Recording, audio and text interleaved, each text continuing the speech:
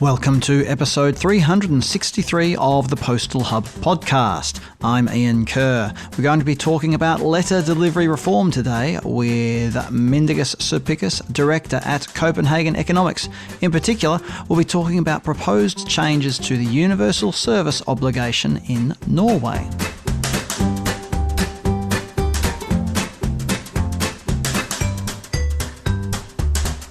Joining me on the line is Mindaugas Cerpickis. He's a director at Copenhagen Economics. Mindaugas, welcome back. We're going to be talking about Norway today and some changes that are in the wind with regard to the universal service obligation, the USO. Why don't you just set the scene for us, please? What's happening? Who is proposing changes to the USO? Where's it come from? Hi, Ian. It's great to be here again. Well, a year ago, January 24, Norwegian government appointed a special committee, the so-called Committee for the Future of Postal Services. And their task was to consider what changes are needed to facilitate postal services in Norway and services which are more in line with the actual need. That's the way it was framed. And an important backdrop for this development is that in 23, Norway has spent 1.2 billion krona, which is around 100 million euros or dollars, to procure unprofitable postal services. So quite significant bill. And that bill has increased significantly in recent years. And shortly before Christmas, the committee has published their findings. So they have spent almost a year on this. And I must say, the study is very compelling and well written. Well, it's very interesting, Mindaugas, because we've been through a similar process in Australia not that long ago with a similar sort of driver and coordinated by the government. Let's talk about what's the current situation then with regard to letter delivery. What are the obligations on Posten for letter delivery right now? Yes, well, it's actually quite standard. Posten is required to deliver letters and parcels up to 20 kilos. They must ensure a nationwide postal service and deliver to all households in Norway. Letters delivery time target is D+3. They have 85% target within D+3 and 97% within D+5. And that implies an XY or A-B delivery model, so delivery every other weekday. And for parcels, that target is actually lower. So from the obligation perspective, it seems that letter obligation is the constraining one. I was going to ask, is the focus really on the letter delivery side of things rather than the parcels? So you mentioned that Posten is currently doing the alternate day delivery model. What is going on in terms of volumes there for letters and where they're at with the volumes of parcels? So, what's happening there? Yeah, well, indeed. So Posten is using an XY and AB delivery model since 2020. So they have taken the possibility to improve their operations and make them more efficient when that was made available to them, I think in 2019 or 2020. And Posten in general fulfills all these requirements. Their obligations are still significant, and there are significantly more letters than parcels for home delivery. So delivery to PUDOs is quite popular in Norway, and in general, just volume-wise, the amount of letters is more significant than parcels. In fact, a few years back, Posten argued that home delivery for letters is not commercially optimal. They argued that without the obligation, they would discontinue home delivery as a standard for letters, and they would deliver them to pickup points, so parcel lockers and post offices. And that's quite a big shift, isn't it? When you think about it, we've talked about parcels going to out-of-home delivery and the mix there. Talking about just turning off the tap, so to speak, with home delivery of letters is quite a significant step. So let's talk about the changes that have been proposed. What has what's it called? The Committee for the Future of Postal Services. What's that committee proposed in terms of recommendations? Well, it seems the committee has taken Posten at their words. So a lesson maybe for operators, be careful what you wish for. The recommendation from the committee, which is currently on public consultation until March, is to have letter mail delivery to pickup points. So exactly what Posten has argued before as a standard. You would receive an electronic message that there is an item for you to pick up. And in addition, it would be possible to opt in for the delivery to letter mailboxes, so to home. So it will still be possible, but that would require postal users, receivers, population basically, to opt in for that delivery. And in that case, letters would be delivered to letterboxes once a week. And based on the current proposal, there are no conditions attached to the opt-in option. So it is free for everyone. And from the economic point of view, this is a dramatic change, perhaps even bigger than the invention of XY delivery about 15 years ago, because most of the cost and labor is in the postal value chain, in the last mile. And for Posten, that is around 2,000 to 3,000 posties in total. And if we look into letter delivery alone, they have around 1,500 clean letter delivery routes. That implies around 2,000 posties to cover these 1,500 delivery routes per day. In total, there are around 3,000 delivery routes. But when you use a B model, then every day you need all you need to do is to go through 1,500 delivery routes. And the committee, with this proposal, they anticipate that there would be significantly less home deliveries and significantly less work needed in the last mile. And I guess they are putting a lot of weight on the power of the default. So by making delivery to the pickup point as a default option, they hope that most of the households will just stay with that option. And that's a really interesting approach, isn't it? To say, well, we'll just make the default out-of-home delivery even for your letters. But before I go down that route, let's just talk about what I would call the carve-outs. So whenever a proposal like this, or any changes are proposed to letter delivery, there is always a concern around the access to the service for people such as people who might have disabilities, people who don't have access to digital messaging means, things like that. So whether you want to call them the digitally disadvantaged, there are various phrases that are knocked around for this. So what's the situation that you've just mentioned, the possibility to opt in? So have there been any other sort of carve-outs or exceptions to the rule that's been proposed? The committee has paid quite a lot of attention, actually, how to ensure that vulnerable users still have access to letterbox service. And they do recognize that the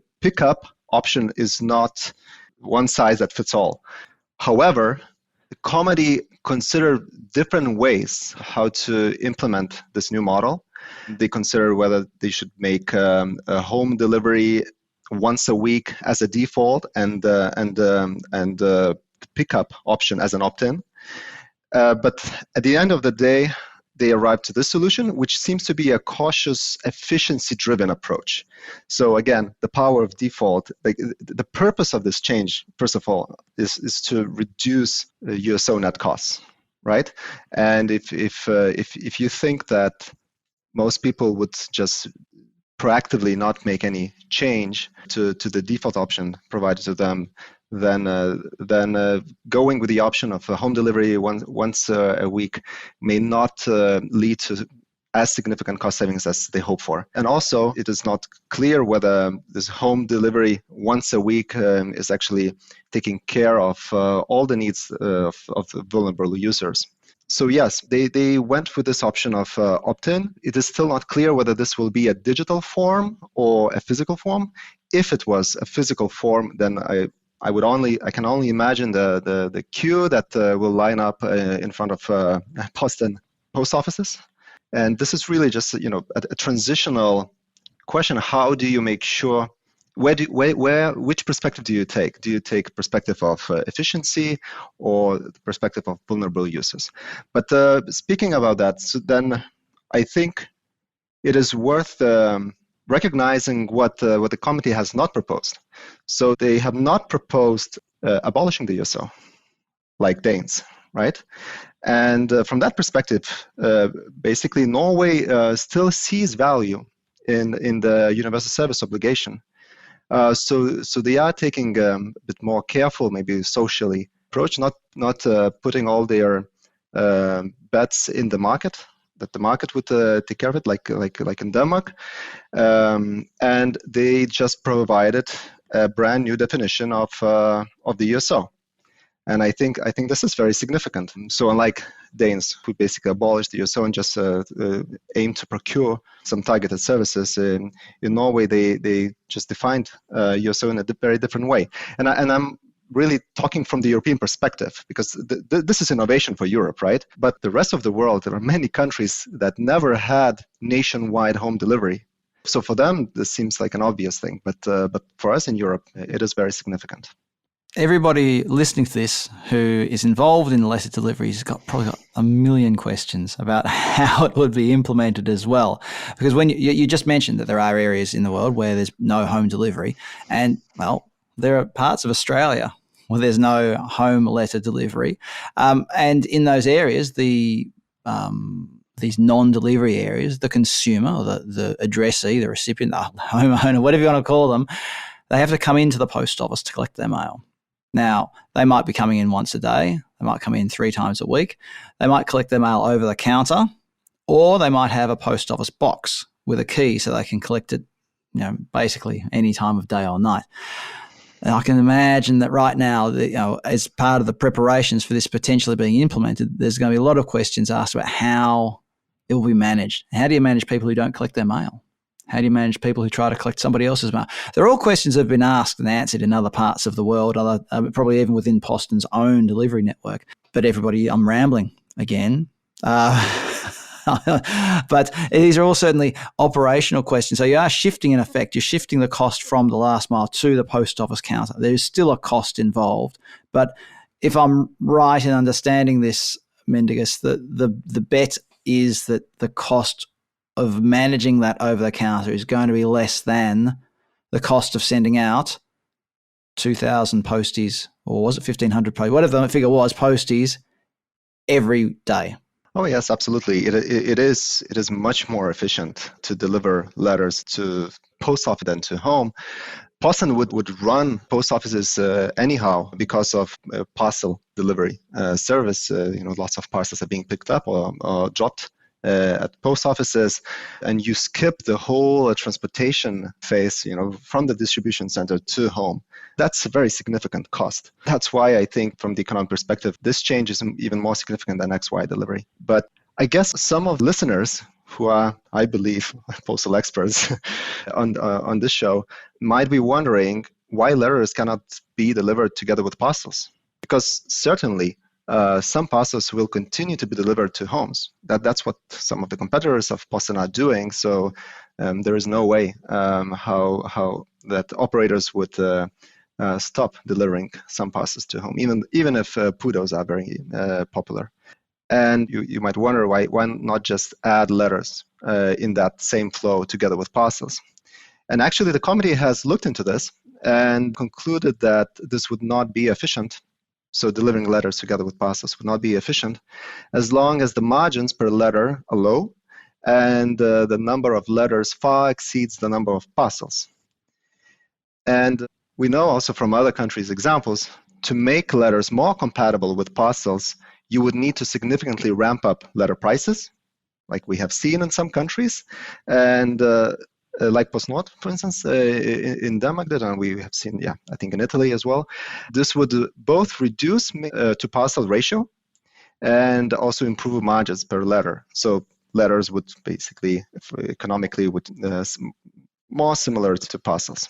Now, one thing we sort of didn't mention earlier on was about how the notification process would work for the consumer. And when I went on my long rant about picking up letters over the post office counter or all those sorts of things, I understand there's a provision in what one of the committee's recommendations was there would be an electronic notification to consumers to say you've got mail. Is that more or less what would work? How it would work? Yes, I'm not sure whether all the details have been ironed out yet. But I would only imagine that this would be very similar to parcels. So when you receive a parcel and you need to pick it up from post office or a parcel locker, you normally receive a notification either as an email or a short message.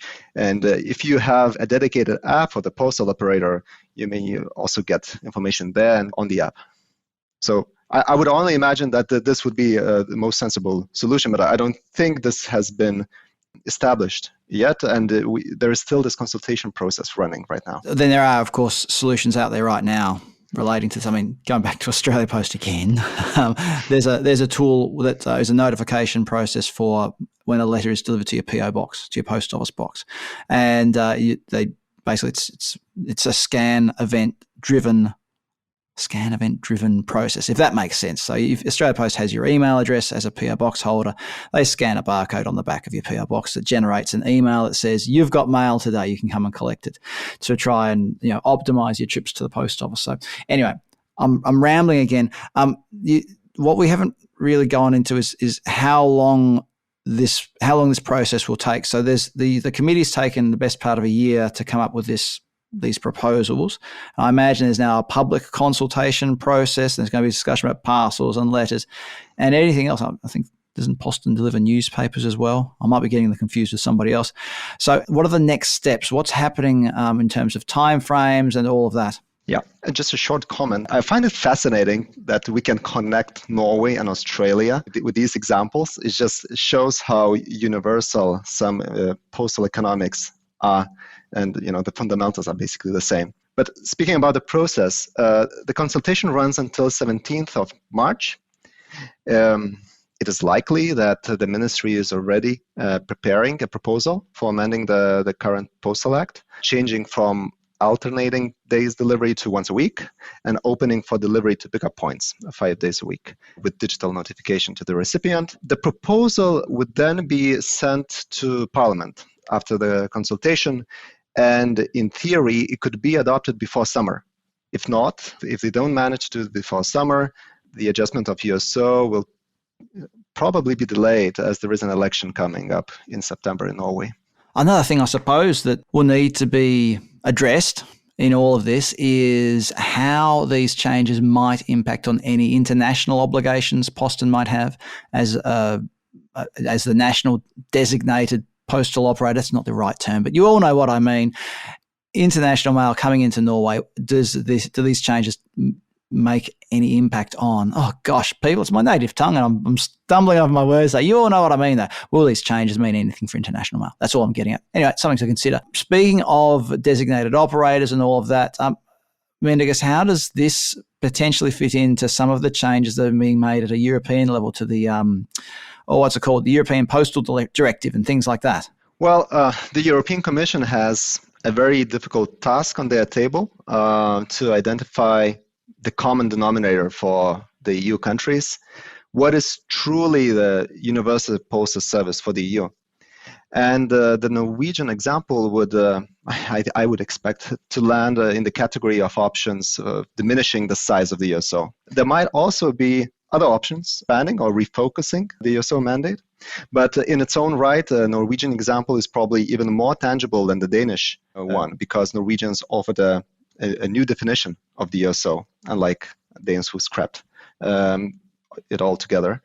And I'm saying this really, again, like from the European perspective, but I think it will be quite fascinating to follow the debate at the European level. Now, the postal people who are listening to this who really want to get into the details, can I recommend that you get in touch with Derek Osborne, who runs the International Delivery Benchmarking Workshop, where we talk about all of this stuff in great detail from an operational perspective.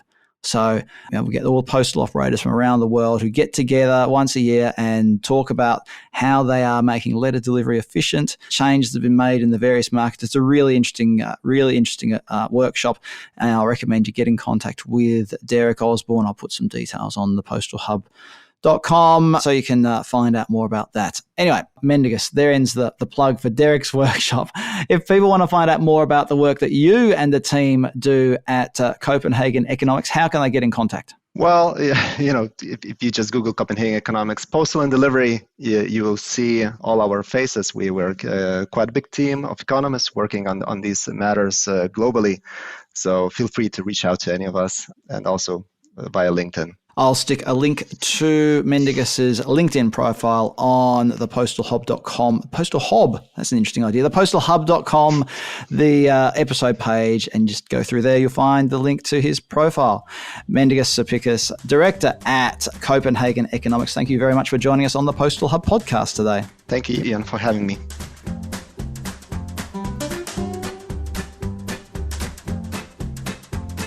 Coming soon on the Postal Hub podcast, we've got Jennifer Morris from Ship Happens. We've got Kathy Morrow-Robertson from Logistics Trends and Insights. Peter Backman returns to talk about meal delivery, and we've got loads of other great guests coming up soon on the Postal Hub podcast. Don't miss any of them. Subscribe to the podcast via your podcast player thing you've got there, whether it's Apple Podcasts or Spotify or the other ones. Subscribe, leave a rating, please. Write a review if you feel so moved. You can subscribe also to my weekly newsletter. I send out a newsletter once a week or thereabouts, whenever there's a new episode anyway, letting you know that there's a new episode online ready to listen to. And I also have the Daily Delivery Digest. It's a daily email with highlights, headlines, all of that from around the delivery world. Go to thepostalhub.com and you'll find all the details there. If you want to email me at all, email me. My email address is ian@thepostalhub.com. I'm Ian Kerr. Thanks for listening in, and I look forward to your company next time on the Postal Hub podcast.